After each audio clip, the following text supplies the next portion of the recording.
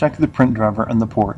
If you ever installed more than one HP product on the computer, the product might not be the default printer, or the wrong print driver might have been configured.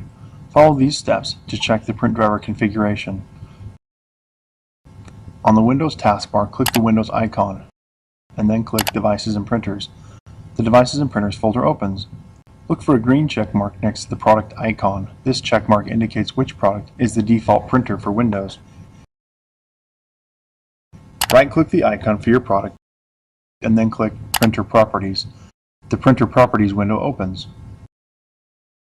Click the Ports tab. Look for your product under the Description column and then view the Ports column to the left. Select your connection type to determine which port you should use. USB. There should be a check mark next to the .4 port or the USB 00X where X indicates a port number. Wired Ethernet or wireless network. There should be a check mark next to the standard TCP IP port with the product name. Look under the printer column and make sure that the product listed matches your product.